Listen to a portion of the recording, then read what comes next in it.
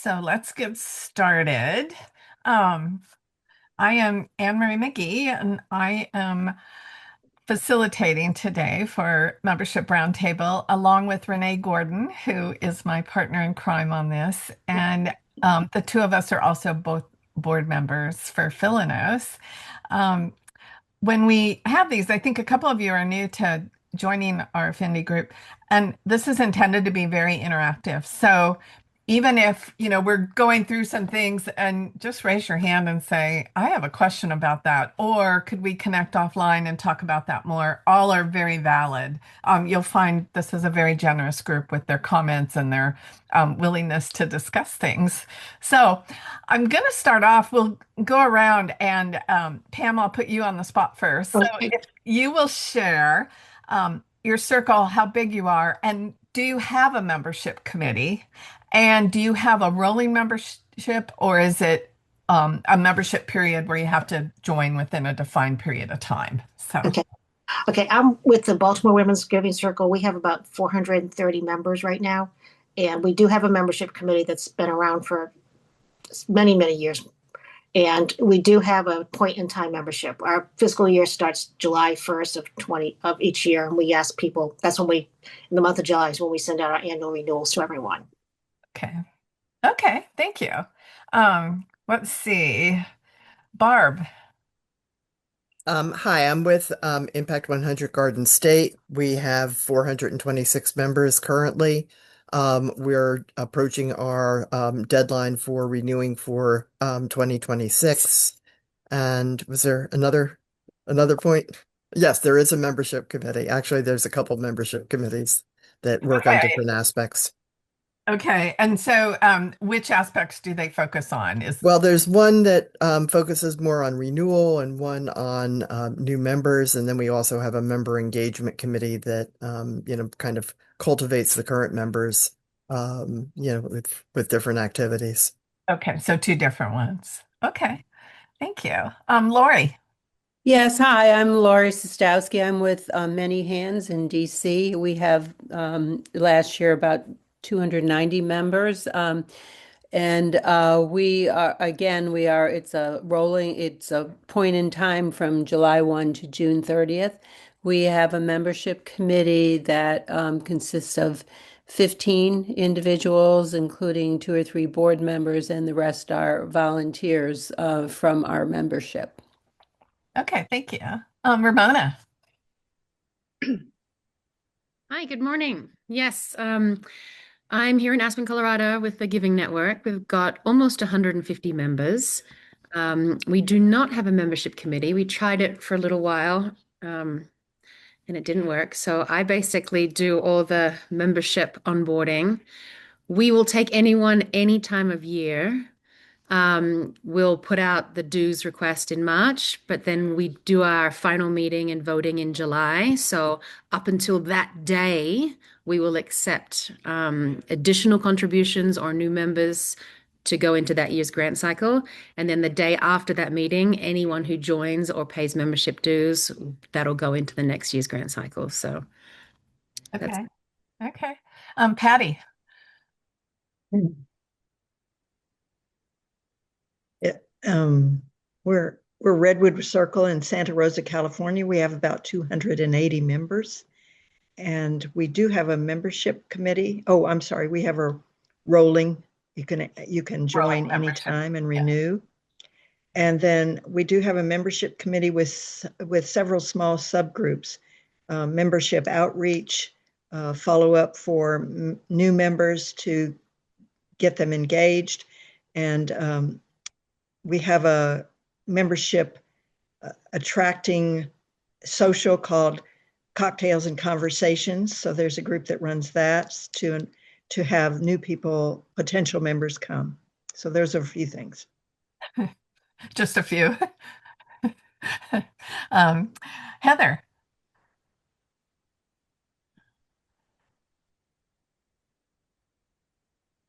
Hi, I'm sorry. It took me forever to get my camera and voice done, so I forgot the questions I have to answer. But Pam Pasqualini and Renee Gordon are in one of my group's Baltimore Women's Giving Circle. So Pam Okay. already said that. I'm also with Impact 100 DC, and they do have a membership committee. What were the other questions? Is your a rolling membership or is it a point in time membership? Point Like, in time, the end point of in time. December. Okay. Okay. Um, and how large is Impact 100 DC? Well, last year, it's 5 years old. It started at Right. 107. We got over 100 new members this year, so we passed the 300 mark. Wow. Yeah, we went all out this year. I think that sounds like it would be fun to profile for Philonos. So, how did you onboard 100 new members? That's what I'm very Painfully, curious. because painfully, we started the whole process, which was very personal, one-on-one outreach, and now we've reached so many people. We're going to have to decide how best to handle that. But right now, I'm personally writing letters, and the new president is personally writing letters, and we're working from there. Okay, thank you. Be Um, careful what you wish for. no, it's very impressive. Wow. I knew you were quite new because I think you were new right when, like, I've been on the Philonos board for 4 years and I remember Yeah, starting up. So, congratulations. Wow. yeah. Barb Malloy. Hi there. Sorry, I just popped on. I think you might have called on me before, but I was driving and I Oh, just turned there's off two my Barbs. car. Yeah. Oh, there are two Barbs. Okay, good. So yeah, I didn't intentionally blow you off if you called on me. Anyway, I'm Barb Malloy. I'm with the Cincinnati chapter, and I'm not sure if I'm even supposed to be on here. I am co-chair of recruiting, and I joined because in our group, probably like many of yours, membership and recruiting work very collaboratively together. So I just thought I would pop on to see if there's anything I could learn from you smart ladies. Thank you. I will say, I think probably there's several people on here that work on recruiting new members. That's part of their function as chair or committee member. So it does vary. I know there are circles that have both recruitment and then also engagement. It might be two different ones. Barb Demarest was talking about some of the differences. So it's just, there's no one size fits all. It's a chance today to get ideas and ask Excellent. questions. So, Yeah, that's what I'm hoping for. Emily, you're off camera, but do you want to add anything or comment? Okay. Oh, there. And you're on mute. Okay. All right. All right. Yeah. I'm from St. Louis, and yeah, we do have. I'm in charge of membership, which includes recruiting. It includes engagement events. It includes onboarding. Um, but we've been stagnant on our membership, and I'm staggered to hear about 100 new members. I want to know, how did you do that? We do try to get our members to bring friends, to all our events. So anyway, I'm delighted to have ideas on how you recruit new members. We've also in the last year, I've only been the membership chair for a year. We've been focusing on retention, on the engagement piece, especially because we did go to this 2-year grant cycle. So our grantee, so it's only every other year that we're in the engagement, in the evaluation process and voting.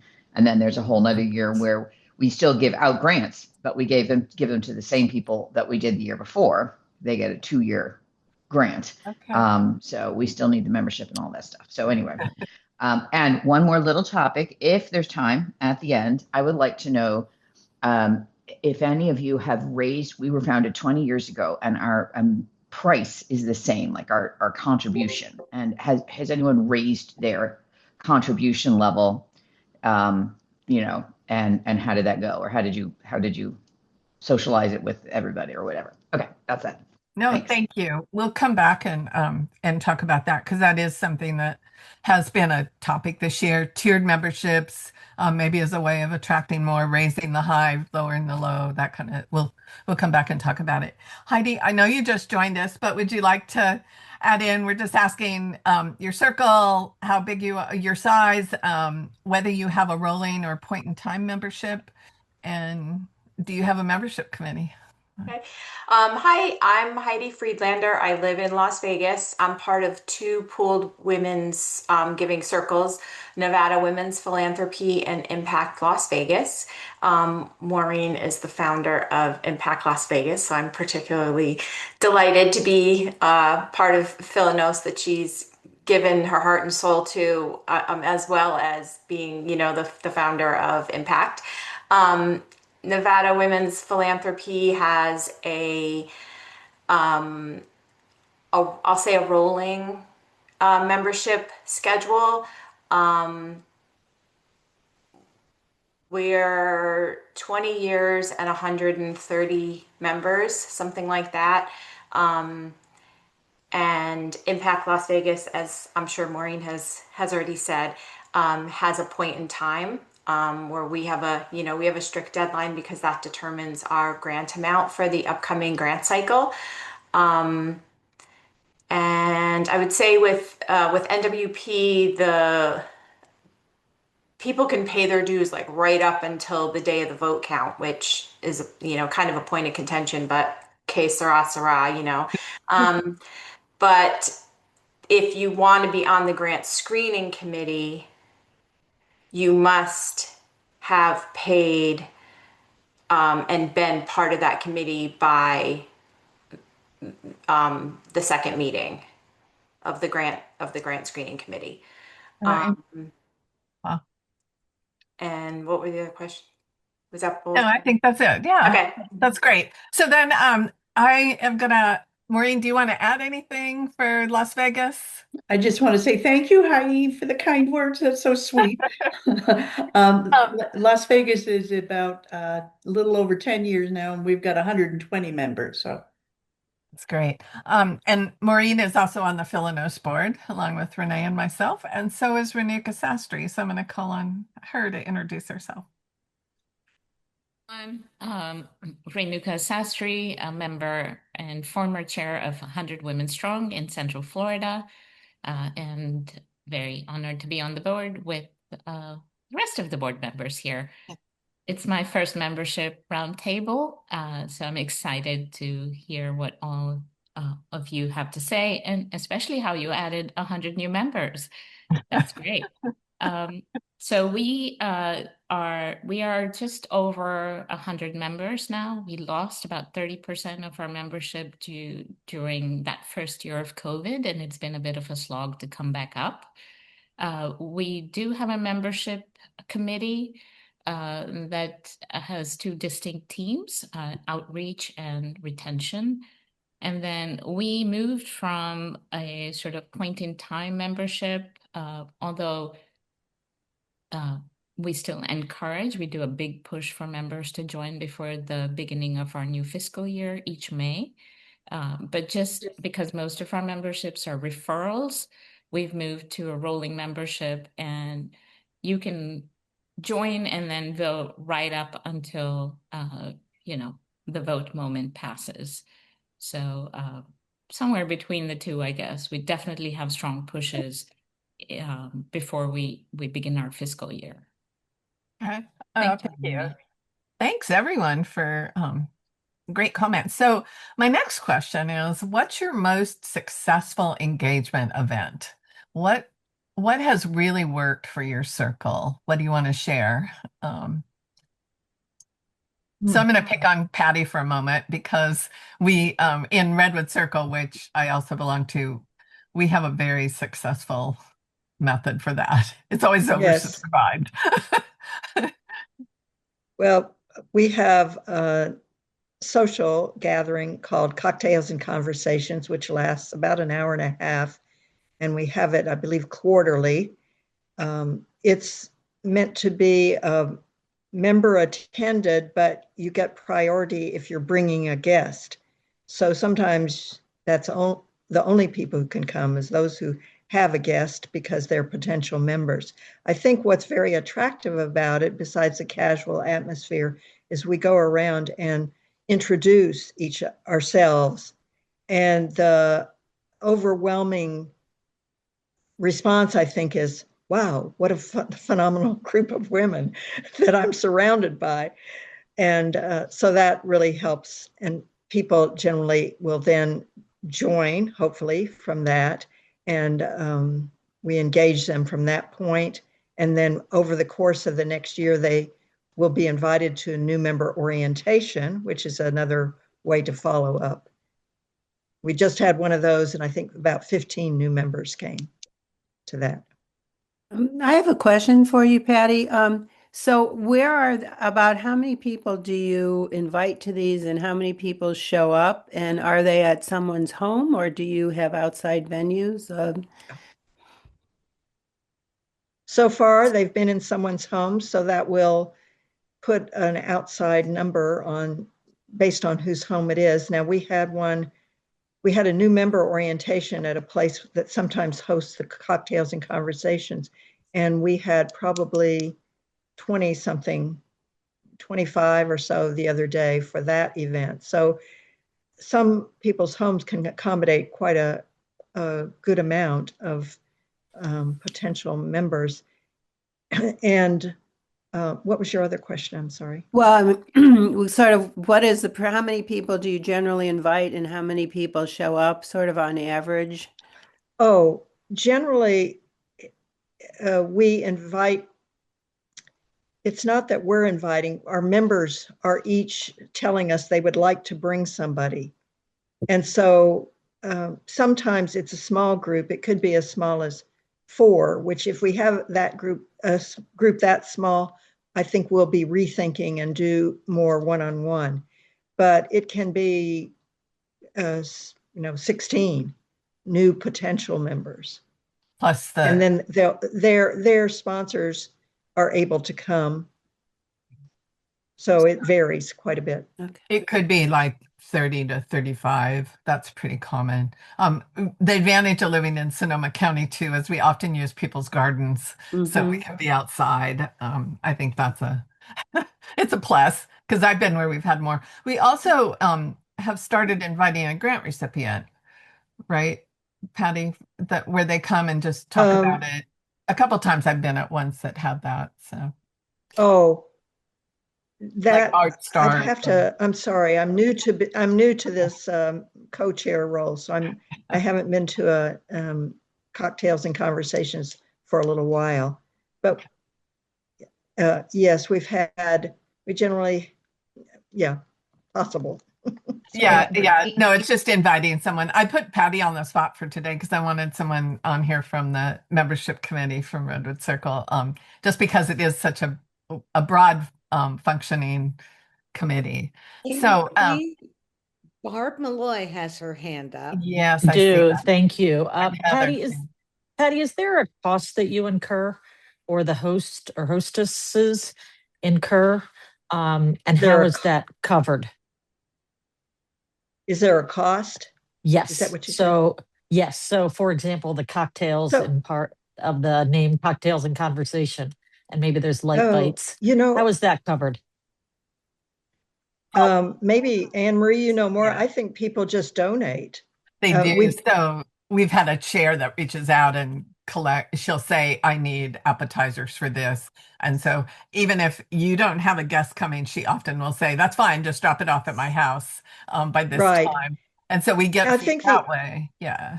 The other positive thing about that is it's a way for new members to engage by doing something pretty simple without a big commitment, is to see if somebody wants to, even if they're not a membership committee member, they might be able to bring by a snack or sweets. Yeah. Yeah. And the other part that's probably different than most of you, we live in wine country, so we have wine all over the place. So people just bring wine, and we do have members that work for wineries too. So I think that's another part. Yeah. Anne Marie, I'm going to step in. Heather has her hand up, and I know Barb wanted to say something. Okay. Heather, unmute. Okay. Actually, initially, I was going to just ask what kind of area that you live in, because if you're in a large metropolitan area versus, how easy it is to get to places. But this sounds like what makes sense. But the two groups that I'm in, the one for the Impact 100, we have meet and greets at the between September and December. This year we had 8, and some, I think the smallest meet and greet had 4 people show up, but then there was 8, and then there were a few who were able to have like 20 to 30. And we're aggressive about marketing them and tried to get them in different zip codes and different days, typically on a Sunday afternoon or a Saturday afternoon. And I would say a good 40 to 50% of the new members came from that, because you would invite people in your area, you would invite your friends, and encourage a friend to bring a friend. We did one in the Baltimore Women's Giving Circle. The street that I live on has these condos with lots of retirement age people. So we had a meet and greet for the entire, it turned out there were 38 women on this one, like quarter of a block thing. And so it was a huge, it was 30 something people that showed up. And we're talking now about in the spring doing one in another popular zip code area, and in 2 different zip code areas. But the join rate, at least from the one with DC, is pretty high, because people are asking their friends, and then their neighbors. Somebody said she asked her kindergarten teacher, just anybody she could get to come, and you chat. It's like they're an hour and a half maybe, and we have been, for some of the larger ones, getting grant recipients to come, and that makes a big difference. I'm sorry, this is Emily. I had a quick question on yours. You said you aggressively market them so people will know about them. So how do you do that exactly? Do you pay for any advertising? Is it all social media? What do you do? No, it's through the newsletter. There'll be signups for that. And then the individual hostess, we give them like sample emails to send out to their friends. Okay. So you're just asking your members to do word of mouth on it. It's not because okay. No, we don't want people coming that we don't know, or somebody doesn't know. Okay. Yeah. But you were inviting them into a private home, so yeah. Mm-hmm. Okay. And Barb, why don't you go ahead? Yeah, I just was wondering on the cocktails and conversation, is this primarily a recruiting event, or is this a, member engagement event primarily? Primarily a recruiting event. Okay. That's the focus, yeah. And you have a rolling rather than a fixed membership year? Yes. So that's why the quarterly makes sense for you. Yes. Thank you. Thank you.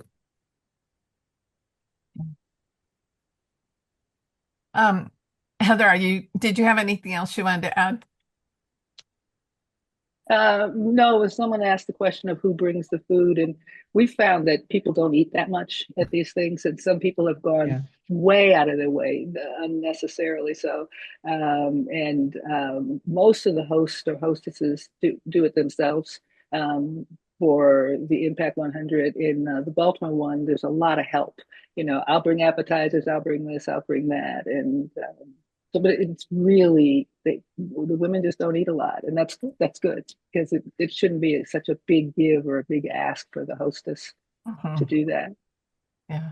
Thank you for that comment. I was remiss, and we have a board member on here from our technology committee, Sarah Wimberly. I think she just messaged me. She's dropping off, but she's here representing the tech committee. We aren't talking about technology or applications today, but sometimes we do. And that's always an option to, as she dropped her email into chat, if there's questions you have on how you do that.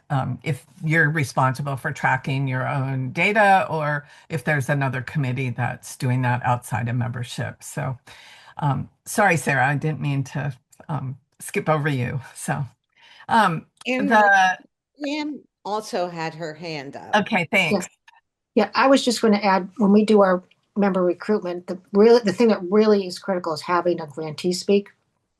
That really seems to convince people to join. It's very powerful. And what we've been doing, we always had them at a member's home. And the past 2 events we're having them at a grantee's location, which is also, I think, a very powerful way to convey what it is we're doing and how our money's being used. And the grantees always speak very highly of us, which is very good because then that makes people feel comfortable about joining.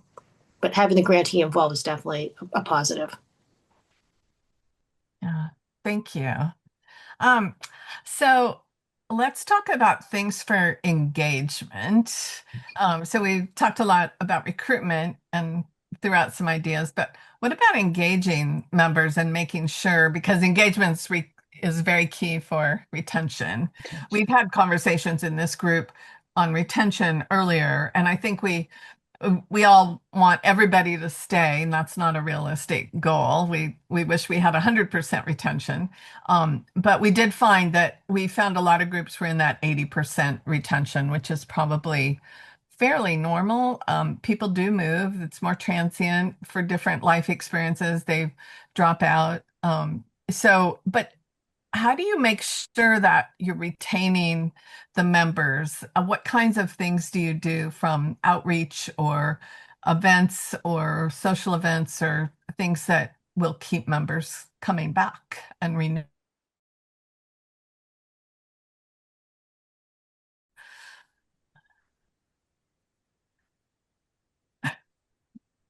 Gotta love those mute buttons.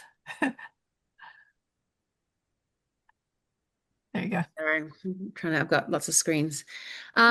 Retention, is that the question? Mhm. Yeah, we have 97% retention rate, which is really good. Um, people tend to leave if their financial situation changes, maybe there's a divorce or death. But otherwise, they tend to stay. We did have one couple just roll off. They'd been with us 9 years and they're like, we're retired now. We're going to just move our focus somewhere else. But as far as, retention, we give them options to opt in and out of as much correspondence as they want. So a lot of them are happy just to give money, opt out of correspondence, and then they feel good about contributing to health and human services in our region without having to do anything or read any emails. But those that are engaged are very engaged. What do we do? I feel with Aspen, people can afford to join, those who do join. And there is some level of guilt if you aren't giving back to the working class community here in Aspen. So they tend to keep paying and participating, no matter what level that's at, just out of guilt, I guess. So we're kind of lucky in that we have good high retention, and I don't really need to do anything to keep it that way. Okay, no, thank you. Who else? Heidi, do you want to talk about retention? Um, I think that it's it's really difficult once you get to a critical mass to meet everybody's needs. Um, and as Ramona said, right, some people want to write a check and then don't bother me. So it's difficult to, bombard people with events and or not advisable to bombard people with a lot of events that require emails and and correspondence that are going to turn off people who don't particularly want to be engaged, while at the same time appealing to the needs of disparate groups. With some people want to meet during the day, some people want to meet in evenings, some people want to meet weekends, some people want to do social things, they want to do networking, professional networking kind of events. So I think knowing your membership and um, trying a few things, you kind of get a sense for what your membership is interested in. But I think having past grant recipients there is the secret sauce to always, because that you're going to get that heart connection, right? You're going to get that feel good experience of this is why we do what we do. And maybe doing that in a way where you also kind of get to be a little fancy and be a little social and, and have it be special has been successful for NWP. This is only my second year in Impact, and I love the fact that Impact members show up, whether it's a volunteer event, whether it's a just kind of a check-in on you know the progress we're making in the process. We have this week we just have a happy hour. So that people who want to be engaged can be engaged. And I think that Impact does a really good job of balancing not too many emails, but with knowing their membership and meeting the needs of just of different members. So, I don't know what our retention rate is, but I suspect it's really, really good because, we continue to grow every year. Anne Oh, thank you. Marie, Yes. I'm just going to jump in. Yes, please. Emily had a question Mhm. in the chat about whether any of our organizations have volunteer opportunities at either our grantees or other nonprofits. And I will speak on behalf of the Baltimore Women's Giving Circle because we have a separate committee that's called Circle Works. And what Circle Works is intended to do is to identify two different volunteer activities, one in the fall and one in the spring. When we go out to an actual grantee and help out. Last spring, what we did is one of our grantees is called Share Baby. And what Share Baby does is collect diapers and baby related items and then packages them and provides them to agencies that give them to new parents or parents in need. And so we had about 40 women go down. And what we do is we structure it so we have two different sessions, one in the morning, one in the afternoon. We bring in lunch, and that's an opportunity for all of our volunteers to meet with the staff of the grantee and learn more about what they're actually doing. And it's a wonderful way for our members to get to know each other. And they do comment, oh, I met somebody and now, we're connected. And so that's what we do. Other circles? Yeah, I have a quick question on yours. If you do two a year, do you get any sort of grumbling because some agency is like, well, you promoted us to your crowd by having something and we didn't get to have something, as an event. So how do you manage that? Well, actually, we haven't seen that. And it is, in some ways, kind of difficult to identify a grantee where we can actually bring our members down during the working day or on a weekend. So Hmm. we haven't Yeah. seen that. And I see Renuka has her hand up. Yes. And then Patty after Yeah. that. Thanks, Emily. That's a great question. So we have a couple of events that are not positioned as required. That each one is hosted by a current member, and it's something that she's passionate about. And the turnout's been really, really good, and it's been a nice way for people to do it. But it is not something that is hosted by 100 Women Strong. It is hosted, one is by, actually both now are by former chairs. And so it's been a nice, actually a recruitment tool as well. In one, we pack bags, Halloween bags for one of our big local hospitals. And then the other one, we do a backpack event before school starts. And both have decent turnout.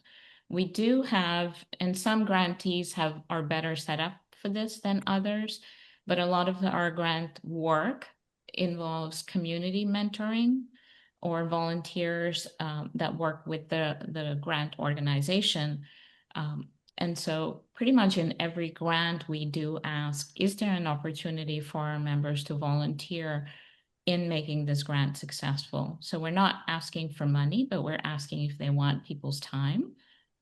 Not a ton of people get involved, but the ones that do end up being really passionate, and a couple have ended up on the boards of those grantees. But that's been a nice way for us to continue grant engagement after the money's given. I hope that's helpful. No, thank you, Renika. That's a lot of things. Patty, you had your hand up. Yes, we have on our application form just a checkbox if you want to be contacted for further involvement, more involvement than just the giving. So that's one step. We also have a couple of new member socials during the year. And so we'll target members from a certain time period who are relatively new so that they have the opportunity to get together and have a social contact. The other thing we do as far as engagement is in our newsletter, we publish what some of our past grantees are having in the way of fundraisers or events. And occasionally we have outings, tours of a grantee, so that members then would sign up for that and be able to go and experience right at the site. There's one other thing I wanted to mention, which has slipped my mind. Well, that's it for now. Sorry. We also, when she was talking about all the outings and being in the newsletter, there is a liaison committee that actually was transformed out of, it initially was established to review the terms of the contract when it was a $100,000 grant, which the organization still does. But this was the group that followed that and would visit them and make sure that the money was being managed carefully. And that has largely disappeared because it's much more aligned with trust-based philanthropy. And so in turn, that committee became what's called the liaison committee.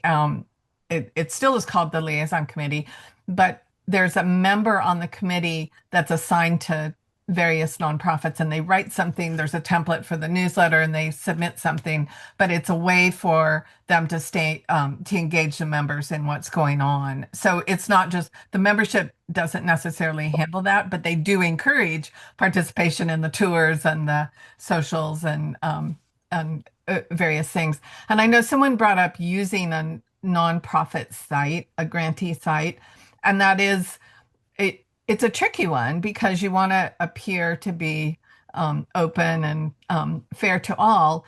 But one of the things that Redwood Circle encountered was requests from prospective grantees, and that's something that is avoided. As opposed, they have a perfect location. However, it could appear that they would have a benefit, a really big benefit if they have 200 members that are there for an event for them. So I recall the other thing. We're just getting started with smaller group opportunities like a book club or a hiking group, things like this that might attract people because we've been hearing that people want more connection. Yeah. Lori. Yeah, one of the things Many Hands does is we put on at least once a year an educational program. And there used to be one in the fall on Zoom and one in the spring in person. But to be honest with you, there is really a cost benefit analysis involved in this because these programs can be very time consuming, to put together. It's great if you can get a grantee who's willing, to speak. And in fact, when we have grantees, we tend to get more people attending. But, we just did one in December and we had a woman from the Aspen Institute and one who's the CEO of CF Leads, all the Community National Association of Community, foundations. And they came and I think we had about 70 people, which was pretty good, to get that. In past years, we've done things like guaranteed income programs, career and technical education, and maternal, health equity issues. And we've gotten anywhere from, 30 to 50. And so the issue always for us is one, it's always a challenge, one, to get people. If you try to get prominent people to speak, they book themselves, 6 months, a year in advance. And then it's a question about, how loosey-goosey is it going to be? And the more time that is required for, preparation, then you sort of get into this question of cost benefit. Was it really worth it for the people on the membership committee who had to put it together? And versus how many actually attend. And so we're still going to do it every year, but those are always the trade-offs that we're faced with. And it really is, as I say, a challenge to find speakers. When we've done things in person, we've tended to get more people, and we've had some educational where we've had 80 people show up. But then the issue is finding a venue where we're not going to have to pay for the venue. So I think, I think we all have these sort of issues of trying to figure out, what do people really want and what they're going to do. A lot of our members say they want more social stuff, they want volunteer, but I have to be honest with you, when offered these opportunities, the number and percentage who sign up is, to me, too little. And, the question is it just that they're happy that we offer them and it makes them feel good? As opposed to whether they really want to go. I mean, everybody always has an excuse. Well, it turned out to be a nice day, or I got busy that evening, or whatever. So we will continue to do things like that, but I have to say, it's always a mystery about what made something successful, although the presence of grantees is one factor I think that does contribute to success. Thanks, Lori. Heidi, you've had your hand up. Yeah, I wanted to follow up on several of those points because they really resonated with me, and I wanted to hear other people's experiences. So I have three things. I'm wondering, especially on what Lori said, and I guess in general, do people find that the engagement in different categories varies by age and experience with the Giving Circle? And I'm also wondering if other people have had success with a new member cohort, like, everybody who joined this year, let's try to build like an entry class or a cohort of new members and, get them socializing so that builds their, they have the person that they probably came in with, but then it kind of builds their connections more quickly across the Giving Circle, thereby incenting them to stay to stay in the Giving Circle. And then also, I'm really interested in what Lori said about the education events, because we've had the same experience with Nevada Women's Philanthropy. We put together these killer panels of people who have the chops to deliver on this tremendous state of the community, educating our members to become more effective grant decision makers, right? By knowing what the needs of the community are. And it takes so much, to get these people to come and to have a venue, kind of worthy of the, of the event, and then have a disappointing turnout is like, you know, it's so hard for the education, committee, and the leadership who has maybe put their done an ask for put their reputation on the line, right, by asking somebody to show up. So those were the three things. Does your engagement vary by age and experience, success of new member cohort, and what does everybody else do about education events? Someone wanna, Barb? For cohorts, we don't really continue it past the first year. But what we do for new members is we have what we call the ambassadors committee, and we assign an existing member, experienced member, to each new member. And the expectation is, particularly at the start, you would have coffee or have lunch with the person you're assigned as the ambassador. Um, for the big events that we have, like, the big, what we call the big reveal, when it's kind of our annual membership celebration after recruiting season, or the event where we are announcing the names of the recipients. The ambassador would reach out, see if the new member's coming, can I meet up with you, so that you're not walking into the room of 400 people. We also have, right after recruiting season, we have a new member event where the ambassadors and the new members go to, somebody's house. We tend to do one daytime, one evening, to try and catch everybody's schedules. In terms of the member engagement events, we basically do three types. And for the educational ones, a lot of times it's a book author, and it's usually on Zoom. Often people with new books, hitting the market, have a kind of a promotion budget from their publishers. So, for instance, the one that we just had was on social media safety, particularly for young women. It was, a Zoom talk, so it really, there was not much in the way of organization um, or cost associated. And we run maybe, you know, three of those a year.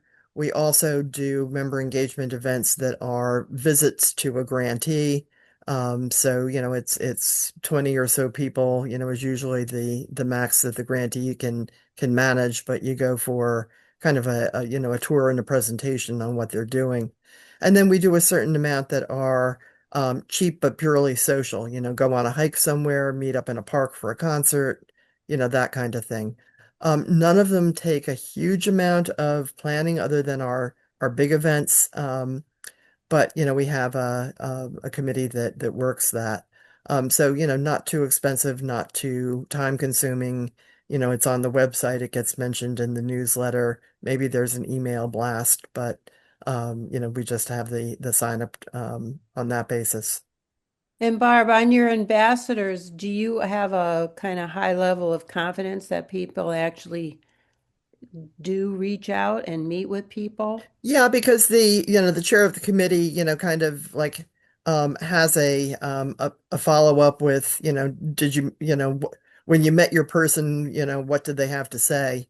That sort of thing. Yeah. One way we've done a little solving of the education events thing is by we do have a couple twice a year in person kind of bigger ed series things that are organized, and we have speakers. But we try to do 4 a year of meetups, which is seeing something that some other organization in St. Louis is putting on that is very interesting and on a different topic. And then we just publicize it, and we usually tell the organization that we're bringing a group. If there's an opportunity for us to have a room to meet in as part of it, we do. But a lot of the time, it's just a place that has a logical place to have like coffee or something after the event, or a cocktail after the event, so we can sit down as a group and talk about it. So last week, the Historical Society has this special event going on right now, with an exhibit about a area that was in St. Louis that was bulldozed, that was a Black residence area, and a woman wrote a book, the history of it. And so we went as a group to that, and we then had a little meeting room, and the author of the book, who is from St. Louis, came and spoke to our group and answered questions and everything. And then some people stayed and had a little lunch after. But that costs us nothing to organize, and we know how many people are coming. At Washington University here in St. Louis has a tremendous number of interesting lectures that are open to the public. And our biggest challenge with that stuff is just having the organizer announce it far enough ahead of time that we know about it and we can publicize it without, giving people all these last minute things, because we don't, if we only do 4 per year. So anyway, but that's been a good compromise, where you can still have people learning about social issues or whatever and not be in charge of it yourself. So there's just like a little group part of our membership committee that looks for meetup ideas. That is very creative. Anybody else? Heidi, your hand's still up. Did you want to add or no, No. it's okay. I just want to make sure we weren't ignoring you. So it's okay. I always struggle sometimes figuring out how do I get that out of there. Um, I appreciate the comments on the challenges in organizing things. During the pandemic, I organized a series for my circle called The Intersection of Business and Philanthropy. And we did 6 sessions over the course of a year, and they were all on Zoom, obviously, because that's what we were doing. But it was a really good way to combine education and help our members understand what it meant to be a nonprofit. So there were 6, they were actually all grantees or had been finalists for our large impact grant, and they were all women who were leading them. And it proved to be really successful. Just we would have 40 or 50 that would Zoom in for that. And part of it, we weren't competing with a lot of things, but it also was a really good educational piece to do. People still, why don't we do that again? Well, because these things are a lot of work to put together and preview and make it happen. But I definitely have a lot more time than I would now. So, anyone else want to add to the conversation we've had today? I really liked Heidi's question about, do we do things differently for different groups of people? Oh, yeah. I did mention that we lost a lot of membership at the beginning of COVID, and as we recruited, our membership has skewed significantly younger. In fact, most of the people that are now members are, women between their 30s and their 50s, and so is our leadership, most of our leadership team. So big difference is that the kind of events we do now are we have one big educational event. We tried a lot of the smaller ones. So we do one large community summit each year. Takes a little bit more planning, but in a way, actually, it's much easier and more effective than us trying to do monthly or quarterly panel discussions. But the big discussion with the difference with the younger membership is that they're much more interested in networking with each other and with some of the older women in the community, the more experienced and connected women in the community, than they are specifically about having these targeted, I want to learn about homelessness, or I want to learn about, gentrification, or whatever specific topics that we used to cover maybe 8 years ago. So much more focus on networking, open time to just meet and talk with people. Oh, thanks, Renika. I have a question on that ed event. What are examples of some of your large ed events? So we moved from doing these sort of quarterly panel discussions to a one-day community-wide summit. The focus is on the grant topic area that we focused on for the year. So if it's mental health is the grant we gave, then the community summit is around mental health, and we have usually 2 keynotes, 2 large panels, and sort of sponsors and lunch networking and things like that. So we started around 9 and end about 3. But thank you. It's helped us really concentrate all our efforts. And we've been last few years selling out within weeks of making the tickets available. So our capacity is 250. And it's open to the community. Right. Open to the community. Yeah. So also community service. I love that idea. So we need to wrap this up. Nancy Clark is our wonderful admin. I think many of you have had the chance to have her support you. These things wouldn't happen without her support behind the scenes and her wonderful insight into this. She's gotten to know, she's been with Philanos for years and years. So Nancy stays and all of us roll on and do other things. She has just posted a poll. We appreciate you responding to that. And then I want to talk about the topic for next time. We didn't talk about pricing or how we set our membership fees.